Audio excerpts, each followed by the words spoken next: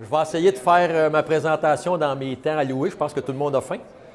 En fait, je vais vous parler de notre. Je vais faire un peu l'historique qui va m'emmener vers un peu ce qui explique là, les performances qu'on a eues avec notre maïs derrière une culture de trèfle semée à la dérobée en sous-couvert là, de culture de blé d'hiver. Parce que je vais vous partager un petit peu le cheminement de tout le système vers où il peut nous amener là, en cours de saison. Fait que ça, c'est la photo de départ. Ça se passe 2 ans avant, là, immédiatement après qu'on a récolté nos pois de conserverie. Sur cette photo-là, on est en train de semer la clôture végétale de lin est déjà installée. Là, on est en train d'installer une culture de blé d'hiver. Pourquoi le lin? Je vais passer vite, mais on aime bien le petit système racinaire du lin, en plus de couper, là, de garder la neige, mais ça fait quand même un terreau là, qui est assez performant pour faire partir puis développer notre blé d'hiver le plus possible. Puis à l'automne, le blé va pousser protégé en dessous de ce fameux lin-là. Pour arriver à l'automne, des fois avec des champs qui vont ressembler à ça, c'est ce qu'on appelle notre système complexe de culture. Dans le fond, c'est un champ de blé, ça. Ce que vous voyez, c'est le lin qui est sur le dessus. Puis ce lin-là, il va nous protéger tout l'hiver pour accumuler de la neige, briser la glace, puis espérer que le blé va passer l'hiver plus souvent qu'autrement. Ce qu'on n'a pas réussi en 2019. Il a tout pété. Il était tout mort. C'est là que commence l'aventure avec le trèfle. C'est vraiment au printemps, très tôt, dès qu'on peut aller avec le 4 août. Même des fois, c'est de la vase en journée. Moi, il va le matin, ça a gelé très, très tôt, le petit 4 août. Un mélange de farmer, moitié, 2 sortes de trèfle, 4 kg de UA, 4 kg de rouge. On place ça sur le dessus du terrain, carrément par vasage. Ça, je vais aller vite. Ça, c'est le blé qui s'en vient, le lin qui est mort. À la fin de mai, début juin, on va commencer à avoir un petit peu les petites pousses de trèfle vraiment sous couvert du blé. Mais avec la densité, tantôt j'entendais parler, c'est vrai que du trèfle dans du blé de printemps, il faut faire attention aux coupes, là, du trèfle rouge, une coupe là, versus du 2. Mais dans le cas du blé d'automne, c'est le blé qui est le king, là, que ce soit n'importe quelle sorte de trèfle rouge que tu mets là, il va tout le temps rester vraiment docile en dessous. Surtout quand on arrive avec des champs qui ressemblent à ça, qui sortent à peu près à 8 tonnes à l'hectare de blé. Il est caché bien en dessous.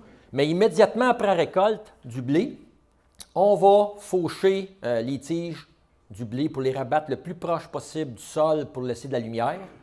Le trèfle va prendre son espace, puis là, on est à peu près comme fin septembre, début octobre. Ça, c'est pas toujours beau comme ça, mais en général, en hauteur, ça va ressembler à ça, parsemé un peu.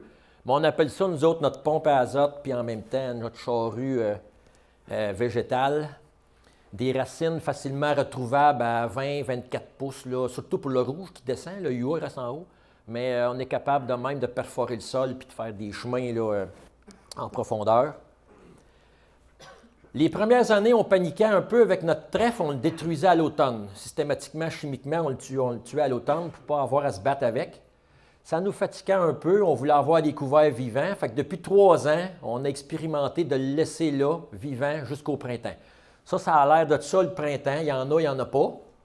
Ce qu'on fait depuis 2 ans, on le magane un peu avec une déchaumeuse vraiment en surface. Là. On ne va pas plus creux que 2 pouces là, à haute vitesse. On y sac une bonne volée. Puis après ça, quand on arrive pour faire le semis, on va... ça va ressembler à ça. Je ne sais pas si vous voyez bien les bandes, là, mais les bandes de semis sont arrosées, mais juste localement. 12 pouces de bande au dicamba. Le restant, le centre du rang, on le garde le plus longtemps possible pour le détruire plus tard. L'image n'est pas nécessairement bonne là, parce que ce n'est pas du trèfle qu'on voit là, mais c'est pour vous illustrer un peu le genre de largeur de bande qu'on pulvérise. C'est une photo qui est marquante, enfin, je l'ai laissée là. On voit plus des graminées. Vous avez un peu l'idée du genre de mauvais herbe qu'on peut avoir de façon indigène chez nous. Mais l'objectif, c'est ça, c'est vraiment de pulvériser la bande du maïs pour être sûr que mon couvert dans l'entre-rang ne viendra pas nous achaler. Puis, étant donné que depuis une couple d'années, on a commencé, déjà plusieurs années qu'on ne met plus d'insecticides sur nos semences, puis là, on a commencé à expérimenter du maïs tout nu, qu'on appelle sans fongicide. Dans ce temps-là, on se ramasse avec un maïs qui est non OGM. Fait que le truc pour nous autres, c'est que le trèfle, dans le fond, dans l'entre-rang, on ne veut pas le tuer, on veut juste l'assommer. Fait qu'étant donné que je n'ai pas nécessairement toujours du maïs Liberty Link ou du maïs Roundup Ready, On a modifié notre sarcleur, on s'est mis des tunnels, puis on est capable de venir assommer notre trèfle avec du Liberty. Puis le maïs, même s'il n'est pas Liberty Link, il n'y aura pas aucun effet. Fait qu'on va être capable de même de contrôler tout. Ça va ressembler à ça après le traitement. Vous voyez encore très bien la bande qui est traitée résiduelle. On voit qu'il n'y a vraiment rien au pied du maïs. Puis ça, ben, c'est notre trèfle mélangé avec toute la flore indigène qu'on a dans le champ là, qui est en train de s'en aller au sol, là, mourir là. Là, je vous partage nos tests de justement nos performances d'azote de notre maïs derrière ce trèfle-là. On a fait longtemps un peu pour avoir une idée, plus qu'une dizaine d'années qu'on fait des tests d'azote pour voir ce que nos sols peuvent nous donner naturellement. Mais avec le trèfle, là, ça a commencé en 2015. Fait que la première année, l'exercice qu'on fait, c'est bien simple. On prend du maïs, on fait des bandes avec juste du démarreur. Puis après ça, on fait bouger la dose d'azote. Mettons, on va dire des chiffres ronds, là, 50, 100, 150, 200, 250, puis on répète ça 3-4 fois collé pour voir de quoi qui peut être un peu intéressant pour avoir de quoi de statistique. En 2015, on était un petit peu pisseux, fait qu'on avait fait juste une bande avec 0. Puis les autres bandes, on les avait fait évoluer de 70 de démarreur jusqu'à 225 total en répétition, une à côté de l'autre. Avec un trèfle à 30 cm non uniforme, bon, ben notre démarreur seulement nous avait donné 96 % du plein rendement. Des rendements quand même qui sont dans la région là, de 12 tonnes et demi. Fait qu'on était encouragés. En 2016, on a répété l'expérience. Sauf que cette fois-ci, on a fait vraiment les répétitions pour les bandes 0. Puis on est arrivé encore une fois, mais moi je dirais 100 %. Les bandes avec seulement 81 unités au semis sont arrivées 100 % des rendements atteints, des rendements de 14 tonnes, avec du maïs fertilisé juste à côté à 236 minérales, côte à côte, 3 fois collé. 2017, une année plus complexe, plus froide, qui ressemble un petit peu à ce qu'on a vu à 2019, mais sans neige ni grève de propane, là. Ça a fait que les résultats ont été un petit peu moins bons. Nos bandes 0 sont arrivées à peu près à autour de 80 % de notre plein rendement, sauf que la bande intermédiaire, là, on fait toutes des évaluations au niveau du champ, elle s'était quand même rapprochée assez bien, fait qu'on l'a gardé dans notre banque de données pour s'en servir. Vous allez voir tantôt, on s'en est servi là, de cette expérience-là en 2019. Mais 2018, justement, après l'expérience de 2017, on discutait avec notre agronome, puis elle a dit, tu sais, pour être un peu moins aléatoire au niveau de ton évaluation de ton champ, il faudra peut-être passer à évaluer ton test de sol avec un genre de test de ppm de nitrate. Mais ce que ça implique comme agriculteur, c'est d'être capable d'attendre un peu plus avant de faire la dernière application d'azote, de ne pas se dépêcher à 3 feuilles, parce que souvent le sol est encore trop froid, les ppm sont difficilement détectables au niveau de l'analyse. Fait qu'on s'est plié à cet exercice-là. On l'a fait en 2018. Je ne sais pas si vous voyez bien en haut, là, au 20 juin, on avait 46 ppm d'azote disponible. Normalement, selon la littérature, en haut de 25, on peut se passer de n'importe quelle application d'azote.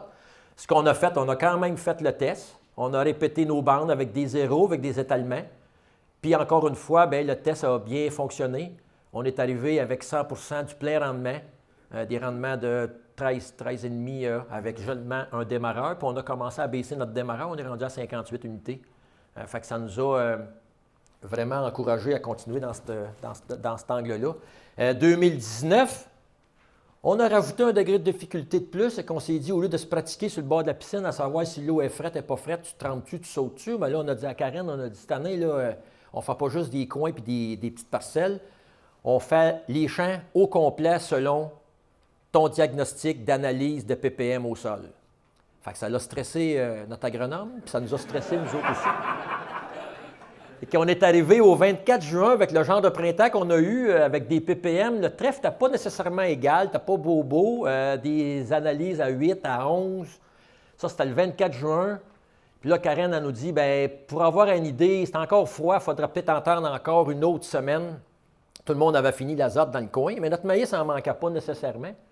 Fait qu'on a décidé de se prêter au jeu puis de dire, bien, regarde, on attend encore une semaine, puis on attend après toi. Va faire le test. Fait qu'une semaine plus tard, ça valait la peine parce que ça nous a donné, on a doublé nos ppm au niveau du sol. On est passé de 8 à 15 puis de 11 à 22. Pas tout à fait assez pour être à 25. Fait que là, étant donné qu'on sautait dans la piscine complètement, on se disait, boy, c'est pas sûr qu'on va y aller avec zéro partout. Fait que ce qu'on a fait, on s'est servi un petit peu de l'expérience de 2017. Fait qu'on s'est mis une petite dose additionnelle d'une cinquantaine d'unités pour se ramasser à 120 unités. Puis on a sauté dans la piscine avec 120 unités totales là, sur l'ensemble des champs. On a suivi ça tout l'été. On a fait des tests de canne à l'automne. Déjà, par les tests de canne, on commençait à être soulagé puis de voir qu'on avait vraiment visé pas mal dans la fenêtre. On se disait, on n'est pas pire, on devrait être correct.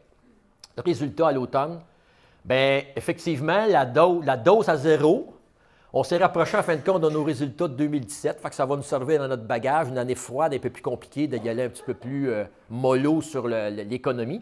Mais on a quand même arrivé ici à peu près 80 %. Mais notre dose à nous autres qu'on avait décidé d'appliquer, de concert avec Karen, bien, on est arrivé, là, c'est sûr que les rendements, ce n'est pas la même braquette. Là. Cette année, ça reflète les rendements de l'année, là, dans le 9 tonnes, 10 tonnes. Mais on est arrivé à 100 du plein rendement comparé côte à côte avec des quantités jusqu'à 230 là, unités N totales pour le système. Fait que pour nous autres, ce genre de système-là, on y croit énormément. Il faut dire qu'avec notre système de rotation, un système comme ça, je viens de vous expliquer, bien, c'est entre 10 et 15 d'augmentation de notre maïs à cause du blé et le trèfle qui est au travers de ça. Quand je parle de 50 moins d'azote minéral, bien, il y a des situations où est-ce que je suis arrivé même à 65, 70 moins d'azote minéral.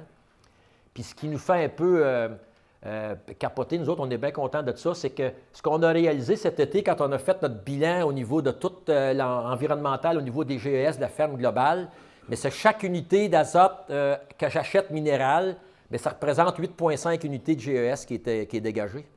Puis quand je me sers de mon sol, puis de ma matière grise entre les deux oreilles, de me faire un système pour aller la produire moi-même avec mon sol, mais je vais être 1,5 unités par unité de N dégagée, ce qui veut dire que mon maïs est 5 fois plus performant environnementalement, en plus de sauver un petit peu de sous. Fait que, j'ai dépassé un petit peu, mais j'arrive à la fin. Fait que notre focus, c'est de continuer dans cette approche-là, puis probablement qu'on va essayer de faire un peu le même genre d'exercice, mais qui va s'appliquer à notre blé. Trouver une façon de fertiliser notre blé avec des retours de couvert là, qui pourraient être performants là, dans le futur. Là. Parce qu'au niveau du maïs, on pense qu'on est... On va peaufiner encore un peu, mais on pense qu'on est sur une bonne track, mettons. Merci. Good. Hey, ça va bien. Ça va bien. Ça va bien, ça va bien. Les boîtes à lunch sont arrivées? Monsieur ici.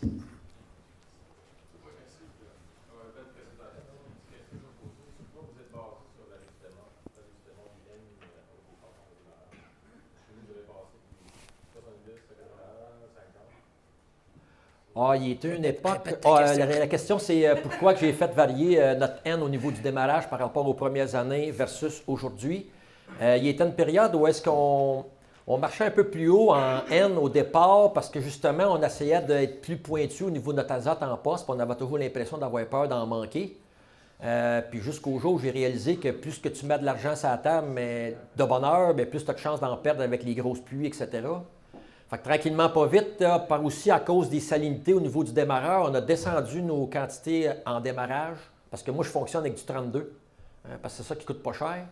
Fait que le 32 plus la potasse, etc., il y avait un niveau de salinité qui était un petit peu tight quand on allait se promener dans la zone de 70. Fait qu'on a descendu notre quantité de 32 pour se ramasser à peu près à 50. Puis de cette façon-là, on est capable de se rendre là, avec du maïs au genou là, sans problème. C'est ça qui explique la différence. Puis en même temps, bien, étant donné qu'on a des retours de trèfle qui nous permettent de performer aussi bien avec seulement 50 unités, bien, on ne voit pas l'avantage d'aller en mettre 30 de plus. Fait que tranquillement, pas vite, on s'approche du bas 50 là, pour être vraiment sûr que la quantité totale là, va arriver là, le plus tight possible par rapport à ce qu'on a dans le sol. Là. Une autre question pour Paul. Coudonc, Paul, aujourd'hui, ça lève pas. Là. Ah, ouf! Pas grave. Les fins. On a tout fait en 2019, tu as fait des trèfles en bande alternée, tués en bande alternée. Puis est-ce que tu as vu des différences de libération d'azote si mort ou non? Répète. Peux-tu, premièrement, répète-moi ta question, je n'ai pas tout compris. Tes tests 2019 étaient faits avec quand tu tuais le bande, tu tuais le trèfle. Tu ralentis ton trèfle, là? Ça, ouais. Oui. Ça a été fait dans le même champ que vous avez vu là. Oui, c'est ça. Personne me demande si les tests de 2019 ont été faits dans l'endroit où est-ce que j'ai détruit le trèfle en bande en semant, puis qu'on est revenu le tirer à peu près à 3-4 feuilles là, du maïs. Parce qu'à chaque fois que j'ai trouvé le trèfle trop beau dans mon système, puis que j'ai essayé de le dire, ah, il est beau, je vais le laisser là. À chaque fois que j'ai dépassé, puis j'ai attendu pour le brûler plus tard, c'est là que je voyais des problèmes de soit des tilleuls ou que le blé, là, pas le blé, mais excusez, le maïs, c'est comme s'il manquait d'eau, c'est comme si le trèfle pompait toute l'énergie qu'il y avait alentour, puis là, le maïs, il souffle. Là, Fait que vraiment, je m'enligne pour y aller quand le maïs est autour de 3-4 feuilles. C'est là que je vais knocker le trèfle. Puis c'est vrai, là, j'ai peut-être oublié, là, mais le trèfle, vraiment, on l'assomme, ça prend à peu près un mois. Au bout d'un mois, tu le vois repartir tranquillement, un peu comme un boxeur au 12e round. Là. Il est tranquille, mais en fin d'année, quand on fouille dans les couverts, là, j'ai fait des expériences en 60 pouces, là, puis quand on tassait toute la végétation qu'on avait là, le trèfle il est vraiment revenu dans le sous-couvert. Là, il était là. Fait que dans le fond, je ne l'ai pas complètement tué, je l'ai gardé. Là. Je l'ai tiré jusqu'à l'automne. C'est bon? Merci beaucoup. Merci beaucoup, Paul.